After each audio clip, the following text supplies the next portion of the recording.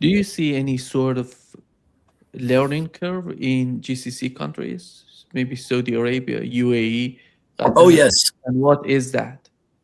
oh yes. There's a learning curve for sure, and this learning curve started much before there were hostilities. Um, I think that the Saudi Arabia, Qatar, um, I don't know about UAE, uh, and Oman in particular.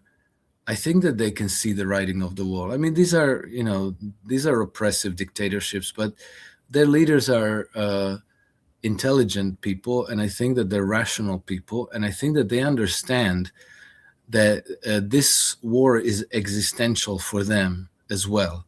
And I think that they're starting to understand what Henry Kissinger meant when he said that it's dangerous to be an enemy of the United States, but it's deadly to be a friend. Now they see it. And I think they understand that the United States is a power in decline, that Iran is a power on the rise, that Iran is backed up by China and Russia, and that the future favors Iran. And so I think that they understand that they have to make nice with China and Russia, and they have to make nice with Iran. And my guess would be that there's backdoor communications going on, probably also supported by Pakistan, who is in a little bit in the same situation, to try to minimize the damage from the fallout of this war to themselves. And the problem is that all these kingdoms have massive amounts of assets, between their trade balances and their sovereign asset funds. They have close to $5 trillion stuck in Western financial institutions. And if the Western powers didn't have a problem to freeze $300 million nearly of Russian assets, and Russia is a nuclear power, they can do anything they want to these kingdoms. And so the problem becomes not, a military confrontation with Iran. The problem becomes, if they freeze your assets, if you no longer have money to pay salaries to your policemen, to your military teachers, nurses, everybody who makes their living from government institutions, you might become overthrown. If your economy goes into a recession, you might have a revolt on your hands at home. So the risk for them is destabilization from within, and the same is true for Pakistan. And so I think that they all understand that the winds are blowing very much in favor of Iran, and that their future depends on having good constructive arrangements with Iran, with Russia, with China.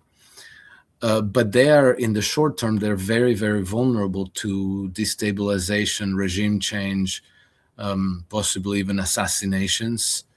And that vulnerability is to the Western powers. And then, they might completely lose their assets that are locked in Western banks. So that's going to be a very complicated balance to tread, and I think that Iranians also understand this. They understand that these kingdoms are in a difficult position. They probably need to focus on dislodging the United States and Britain from the region, and on containing Israel. And it would be better not to unite Saudi Arabia and Kuwait and Bahrain and UAE. And then, there's Turkey and Azerbaijan, which also could pivot. It's better not to unite all these forces against yourself. So I think that the Iranians also will try to minimize the damage. But the question between Saudi Arabia and Ansar Allah is a painful question that I'm not even sure that Iran has all that much control over it. Yeah. I think Iran, the way it sees the Yemen, but it's not a decision on the part of Iran. My understanding is that, and Yemen is coming out because they see the opportunity. They see the strait is closed, and they have their moment to put pressure on Saudi Arabia. Unless without having the Strait of Hormuz closed, how can you put pressure on Saudi Arabia by Yes. closing? That's the point on their part. Those people who are saying that it's all about Iran court, I think Yemen has its own mindset, its own understanding. During the war, they didn't join the war because they Yeah. didn't see the necessity of joining the war, and they're not proxies. They're somehow cooperating with each other, but after all, they see their own benefit as well. It's not all about making noises and helping and being a tool. No, it that doesn't have anything to do with this sort of, with the role of Yemen, with the role of Iraqi resistance, with the role of Hezbollah. But unfortunately, it's the understanding in the mainstream media is that Iran is using all of them as a tool. And No, that's not the case, and I think that even people who say that know that that's not the case. They're just making, they're just saying talking points for political reasons. They understand that Hezbollah has its own agenda, Ansar Allah has their own agenda. They cooperate, they support each other, but they all have local problems. And these upheavals that are helping is opening certain opportunities for them. And Ansar Allah has been under siege since 2015. And Saudi Arabia has been a very willing proxy of Western powers. And it's not just the United States. We have to not forget that the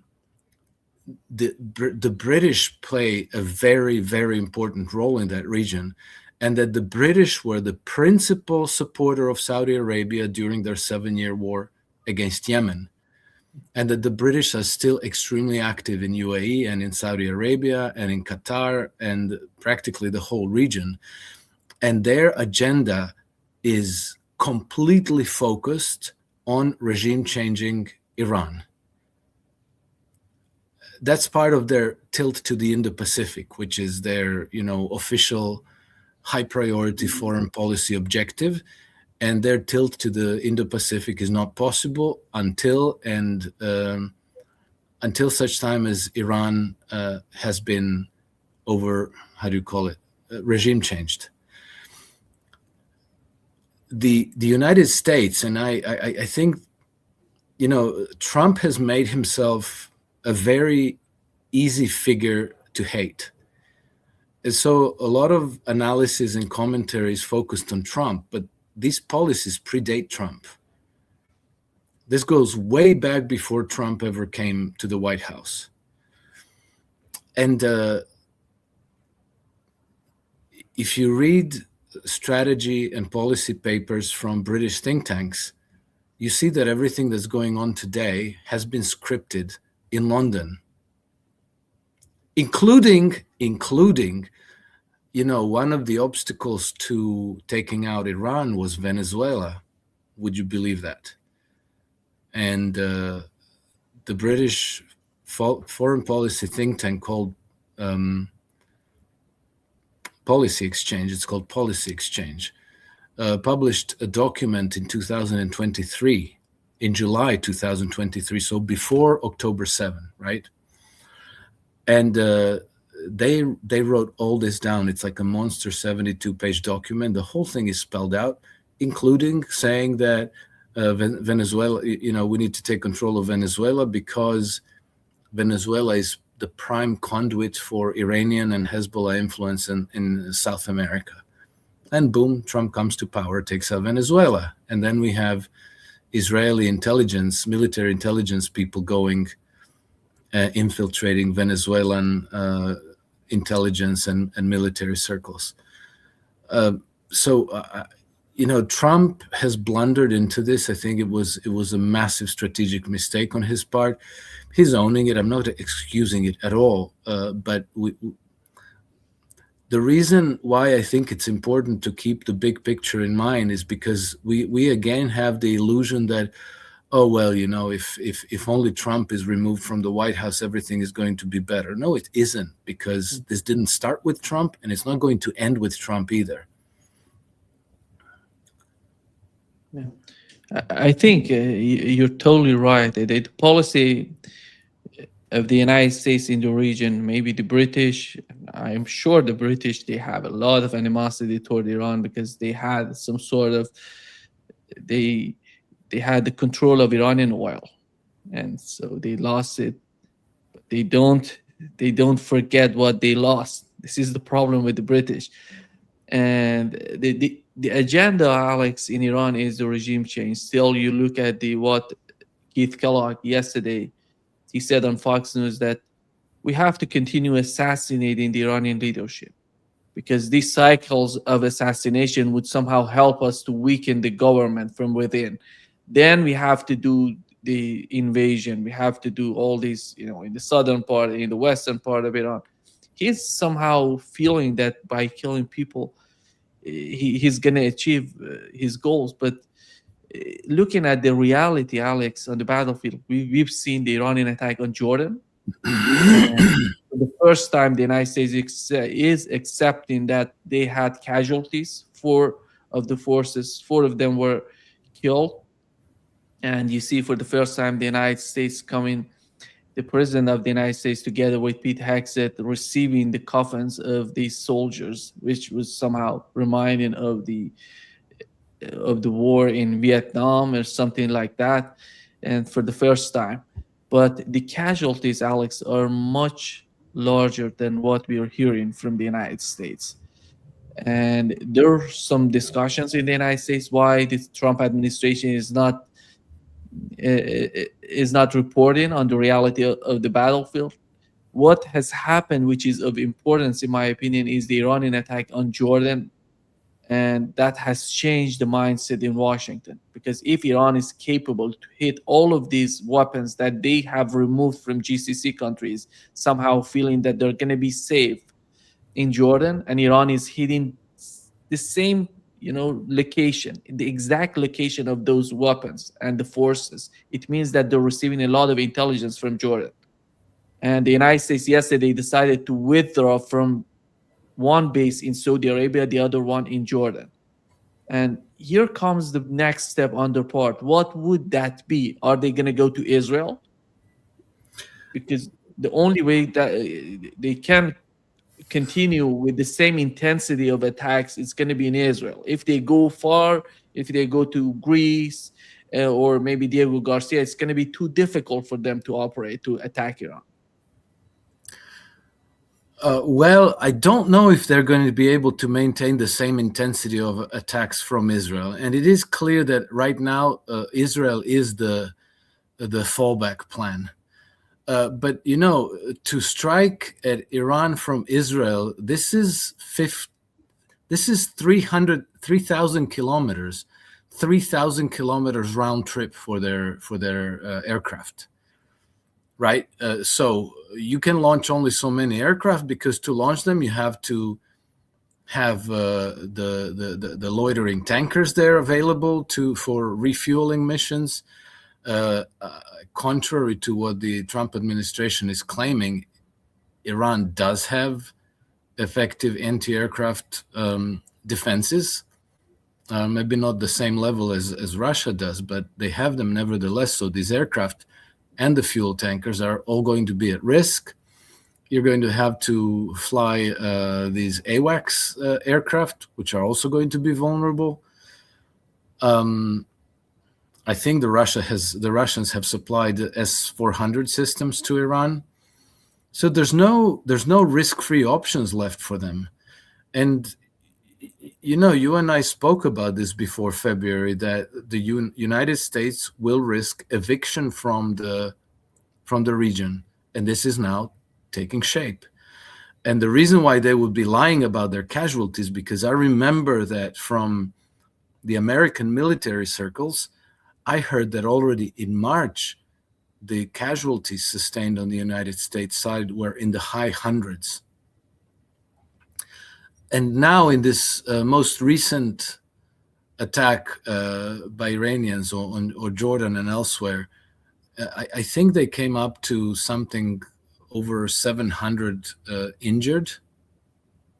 Well, if you had 700 injured, how on earth did only four of them killed? There's always a proportion. Among so many casualties, there's going to be this percentage of killed and this percentage of wounded. It's going to be like 1/3 killed and 2/3 injured. And here you had 700 injured and only 4 killed. Obviously, they're lying. And the reason why they're lying is very obvious, because once reports of high casualties start to percolate in the American public, then the administration is going to be under an intensifying public pressure to just simply walk away, to pull out, and in the end, they're going to be forced to do that.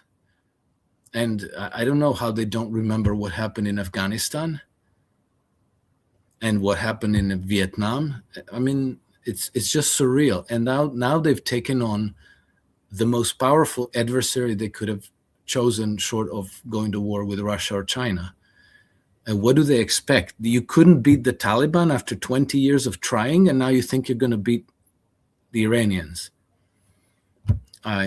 It's almost like we woke up on the wrong planet here. The reason I don't feel the same way that we saw the Iraq and Afghanistan, the war in those countries, because all the consequences of those wars were most of them were within the boundaries of those countries. Right now, the war is not just about, even with the war in Ukraine, Alex, compare the war in the West Asia between Iran and the United States to war in Ukraine. Donald Trump 2 weeks ago said the war in Ukraine has no impacts on the United States, which is not true, by the way. But he said that. But when it comes to the West Asia, he cannot ignore the influence of the war in the West Asia and American economy, because people are feeling that, in their life, and they're going out and buying things, putting gasoline in their tank, refueling their cars, and they know what is the price of the oil and the goods in the United States. He cannot ignore that. This is the problem for Donald Trump, and it's growing, it's not diminishing. And that's why I see the escalation that is happening on the battlefield between Iran and the United States is going up drastically, because of the influence that the war has on the global economy. You cannot continue this war forever. And if they're going to do that, they're going to do it quickly. They're going to go after maybe attacking some southern part of Iran, as Keith Kellogg is advocating for, doing some sort of invasion. In that, if they do that, what is your understanding? Let's assume Donald Trump would do such a thing. What is he assuming to achieve? I cannot imagine other than a defeat, a humiliating defeat. Saddam Hussein tried to go to war against Iran. He thought he was going to be able to co-opt the Arabian population in Iran. That didn't happen. And I think it's even less likely to happen today.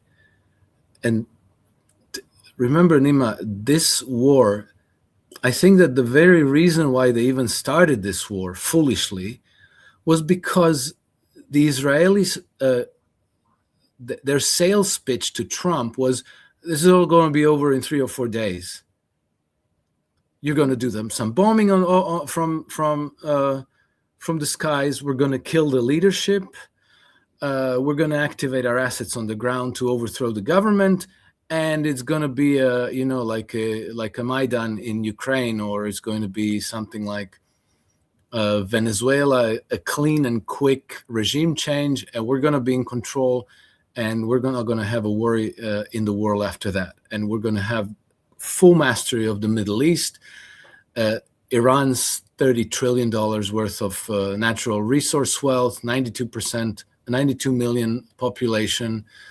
It's just going to be a big giant win, and then you're going to have this massive leverage over the Russians and over the Chinese in your negotiations.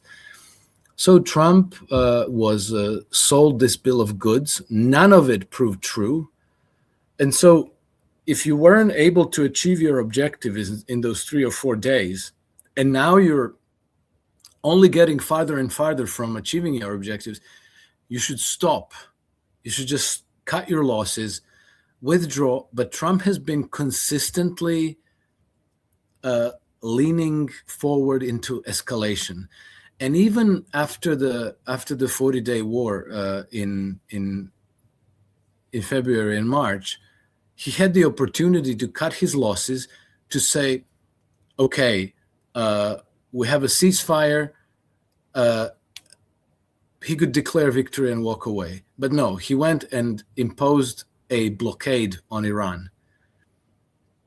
So he missed every opportunity to take an off-ramp.